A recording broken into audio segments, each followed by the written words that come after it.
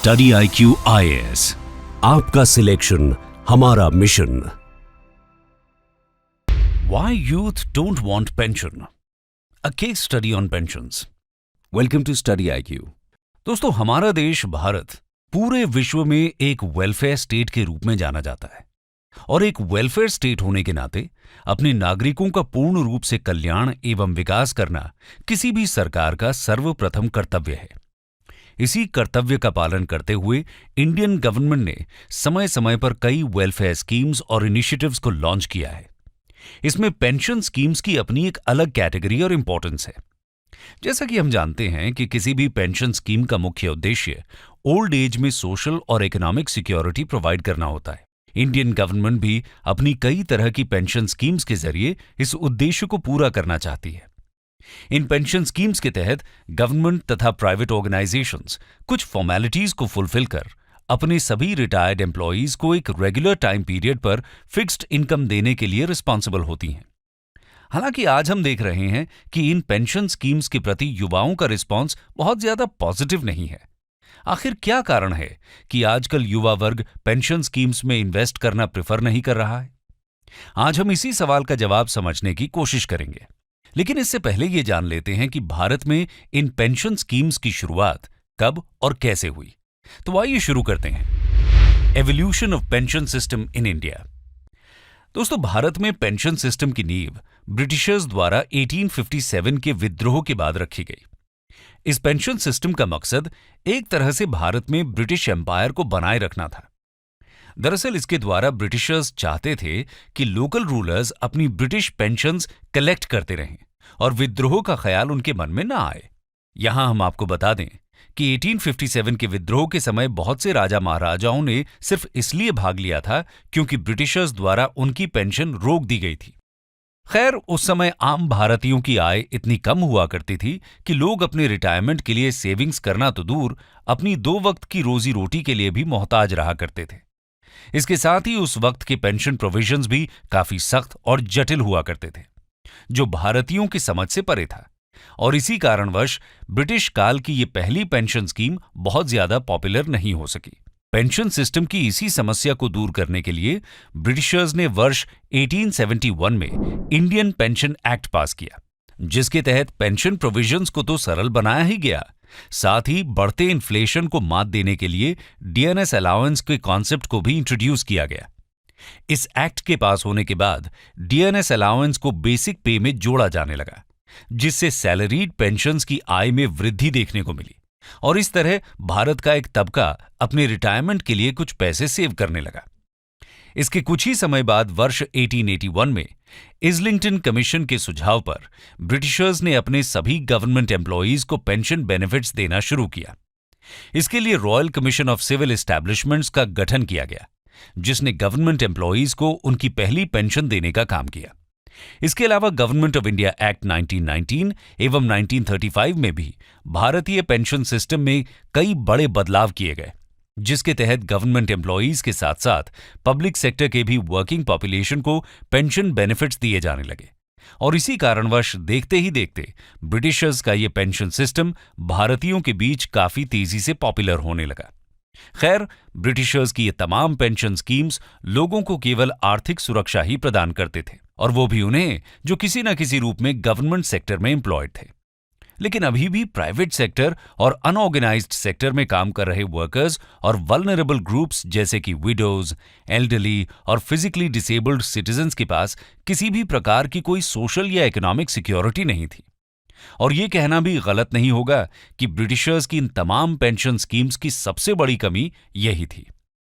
पर हां, एक बात जरूर थी कि ब्रिटिशर्स के इस पेंशन सिस्टम से प्रेरणा लेते हुए आजादी के पश्चात इंडियन गवर्नमेंट ने भी कई पेंशन स्कीम्स को लॉन्च किया। दोस्तों, आजादी के बाद भारतीय सरकार ने गवर्नमेंट एम्प्लॉयज के अलावा प्राइवेट और अनऑर्गेनाइज्ड सेक्टर के एम्प्लॉयज को भी पेंशन स्कीम्स के तहत कवर करना शुरू किया। इसके लिए उन्होंने वर्ष 1952 में एम्प्लॉयज प्रोविडेंट फंड्स, ग्रेच्युइटी और पेंशन प्लान्स की शुरुआत की, और इन स्कीम्स को इंप्लीमेंट करना सभी रजिस्टर्ड बिजनेस ऑर्गेनाइजेशंस के लिए मैंडेटरी कर दिया गया। ये स्कीम्स इकोनॉमिक सिक्योरिटी के साथ साथ एम्प्लॉयज को डिजीज, डिसेबिलिटी और डेथ के केसेस में इंश्योरेंस देकर सोशल सिक्योरिटी भी प्रोवाइड करने लगी। और इसी वजह से देखते ही देखते पेंशन स्कीम्स भारत के आम नागरिकों द्वारा अडॉप्ट की जाने लगी। खैर, भारतीय पेंशन सिस्टम को एक बड़ा झटका तब लगा जब इंडियन गवर्नमेंट ने अप्रैल 2004 में नेशनल पेंशन स्कीम को लॉन्च किया और इस स्कीम के तहत आर्म्ड फोर्सेस को छोड़कर वर्ष 2004 के बाद से दाखिल हुए सभी गवर्नमेंट एम्प्लॉयज के पेंशन बेनिफिट्स को बंद कर दिया गया। भारत की ये नई पेंशन स्कीम एक वॉलंटरी और लॉन्ग टर्म रिटायरमेंट स्कीम के रूप में धीरे धीरे प्रचलित होने लगी। इस नए इनिशिएटिव के तहत पब्लिक, प्राइवेट तथा अनऑर्गेनाइज्ड सेक्टर्स के एम्प्लॉयज भी अपनी सैलरी का एक हिस्सा नेशनल पेंशन स्कीम में इन्वेस्ट करने लगे। ये इन्वेस्टमेंट लोगों द्वारा एक फिक्स्ड टाइम पीरियड तक किया जाता है, जिसका अच्छा खासा रिटर्न उन्हें अपने रिटायरमेंट के बाद प्राप्त होता है। इन स्कीम्स में फिक्स्ड रेट ऑफ रिटर्न के साथ वित्तीय जोखिम भी ना के बराबर रहता है। एनपीएस के अलावा भी भारत में समय समय पर इंडियन गवर्नमेंट द्वारा कई पेंशन स्कीम्स को लॉन्च किया गया। इनमें National Social Assistance Programme NCAP, Indira Gandhi National Widow Pension Scheme IGNWPS, Atal Pension Yojana APY, PM Kisan Mandhan pension scheme पीएमकेएमवाई, प्रधानमंत्री श्रम योगी मानधन योजना पीएमएसवाईएम इत्यादि प्रमुख हैं। इन सभी स्कीम्स में ऑर्गेनाइज्ड एवं अनऑर्गेनाइज्ड सेक्टर्स के workers, self employed population, labourers, refugees, widows, disabled persons, marginal farmers जैसे सभी अंडर प्रिविलेज्ड पॉपुलेशन को कवर किया जाने लगा। लेकिन आज इंडियन पेंशन सिस्टम के सामने सबसे बड़ी समस्या है कि युवाओं को किस तरह पेंशन स्कीम्स की तरफ आकर्षित किया जाए। पेंशन स्कीम्स के वॉलंटरी नेचर को देखते हुए उसकी सक्सेस के लिए बड़ी मात्रा में युवाओं द्वारा इसे ऑप्ट करना और इसमें इन्वेस्ट करना जरूरी हो जाता है। हालांकि ऐसा होता दिख नहीं रहा है। आज के समय में यूथ पेंशन स्कीम्स को प्राथमिकता नहीं दे रहा है। तो आइए जानने की कोशिश करते हैं कि आखिर क्यों Indian youth in pension schemes में अपना इंटरेस्ट शो नहीं कर रहा है। Why isn't the youth bullish for pension schemes? दोस्तों, अगर हमारे देश के वर्किंग एज पॉपुलेशन की बात करें तो इसमें सबसे अहम भूमिका हमारे भारतीय युवा निभाते हैं। आज भारत की लगभग 50% से भी ज्यादा आबादी 25 वर्ष से कम आयु वाले लोगों की है। हमारे नए भारत के निर्माण की जिम्मेदारी इसी युवा पीढ़ी के कंधों पर है। आज के यूथ का माइंडसेट पिछली जेनरेशन से काफी भिन्न है। आज का ये युवा वर्ग भविष्य की चिंता न करते हुए अपने वर्तमान का भरपूर आनंद उठाना चाहता है। ये युवा वर्ग अपने फ्यूचर के लिए सेविंग्स न करके एक मस्त मौला की तरह अपने आज को बड़े ही ठाट बाट के साथ जीना चाहता है। लेकिन इसका यह मतलब बिल्कुल भी नहीं है कि आज का युवा वर्ग खुद को फाइनेंशियली सिक्योर नहीं करना चाहता। युवाओं को आर्थिक सुरक्षा तो जरूर चाहिए, पर उसके लिए ये काफी लंबे समय तक इंतजार नहीं कर सकते हैं। Modern day fast pace life में जहां कहा जाता है कि लोगों का अटेंशन स्पैन 5 मिनट भी नहीं रह गया है, युवा ऐसे इन्वेस्टमेंट स्कीम्स की तरफ आकर्षित होते हैं जिसे उन्हें कम समय में हाई रिटर्न्स मिले, भले ही उसके लिए उन्हें हैवी फाइनेंशियल रिस्क्स को सहन क्यों न करना पड़े। और इसीलिए अपने भिन्न विचारों के कारण आज का ये युवा वर्ग इन तमाम पेंशन स्कीम्स में इन्वेस्ट नहीं करना चाह रहा है। इसके अलावा आज का युवा वर्ग chase your passion not your pension जैसे थॉट्स रखता है, जिसके अनुसार वो सभी प्रकार के एम्प्लॉयमेंट अपॉर्चुनिटीज को एक्सप्लोर करना चाहता है।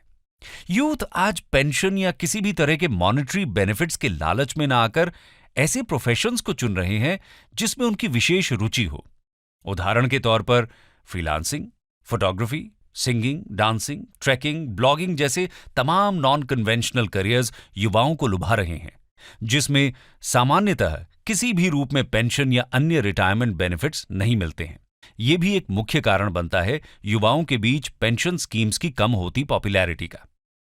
इसके अलावा आज भारतीय फाइनेंशियल मार्केट में कई बेहतरीन सेविंग्स एवं इन्वेस्टमेंट स्कीम्स मौजूद हैं, जिनमें mutual funds, share markets, real estate, gold bond इत्यादि प्रमुख हैं। ये तमाम इन्वेस्टमेंट स्कीम्स आज सभी इन्वेस्टर्स के लिए वरदान साबित हुई हैं। इन स्कीम्स के तहत इन्वेस्टर्स को अपने फंड पर कुछ ही समय में काफी हाई रिटर्न्स प्राप्त होते हैं। इसके साथ ही ये फंड्स पेंशन स्कीम्स की तुलना में काफी फ्लेक्सिबल भी माने जाते हैं, जिसमें इन्वेस्टर बिना मैच्योरिटी पीरियड का इंतजार किए किसी भी इमरजेंसी में अपने पैसों को जब चाहे तब विड्रॉ कर सकता है। ये तमाम इन्वेस्टमेंट स्कीम्स यूजर फ्रेंडली भी होती हैं, जिसमें एक इन्वेस्टर अपने मोबाइल फोन का उपयोग करते हुए 100 रुपए से लेकर लाखों रुपए तक का इन्वेस्टमेंट सिर्फ कुछ आसान सी फॉर्मेलिटीज को फुलफिल कर चुटकियों में कर सकता है। ऐसी सुविधा हमें पेंशन स्कीम्स में कम ही देखने को मिलती है। इसके अलावा ज्यादातर पेंशन स्कीम्स के रेट ऑफ रिटर्न्स काफी लो होते हैं। कभी कभी तो इनका रेट इन्फ्लेशन रेट से भी कम होता है। और अगर किसी भी इन्वेस्टमेंट स्कीम का rate of return inflation rate से कम हो तो उसमें इन्वेस्ट करना घाटे का सौदा साबित होता है। और ये फैक्ट हमारे भारतीय युवा अच्छे से समझते हैं। इसी कारण वो इस प्रकार की पेंशन स्कीम्स में अपने खून पसीने की कमाई इन्वेस्ट नहीं करना चाहते। डिफरेंट इन्वेस्टमेंट अपॉर्चुनिटीज के अलावा आज के युवा वर्ग के पास हर प्रकार के फाइनेंशियल कंपोनेंट्स की पुख्ता जानकारी है, क्योंकि आज का युवा काफी हद तक फाइनेंशियली लिटरेट है। आज लगभग सभी युवाओं को स्कूल्स तथा कॉलेजेस में finance, business, economics, accounting, investment जैसी तमाम टॉपिक्स पर लेक्चर्स, प्रैक्टिकल्स और सेमिनार्स के थ्रू काफी फाइनेंशियल नॉलेज प्रोवाइड की जा रही है। इसके साथ ही आज इंटरनेट और वेब पर मौजूद तमाम नॉलेज मटेरियल्स का इस्तेमाल कर युवा खुद को फाइनेंशियली मैच्योर बना पा रहे हैं। इनफैक्ट आज सोशल मीडिया साइट्स पर भी फाइनेंस और इन्वेस्टमेंट जैसे टॉपिक्स पर कई कंटेंट क्रिएटर्स युवाओं को फाइनेंशियली अवेयर कर रहे हैं। और इन सब की मदद से आज का युवा वर्ग कई ऐसे इन्वेस्टमेंट अपॉर्चुनिटीज को एक्सप्लोर कर रहा है जिसमें उसे एक शॉर्ट टाइम पीरियड पर नॉर्मल रिस्क के साथ हाई रिटर्न्स प्राप्त हों। कंक्लूजन। तो दोस्तों, ये थी भारत के पेंशन सिस्टम की कहानी। इस कहानी के जरिए हमने भारत में पेंशन सिस्टम के एवोल्यूशन को जाना और इन तमाम स्कीम्स के डेवलपमेंट और पॉपुलैरिटी को ट्रेस किया।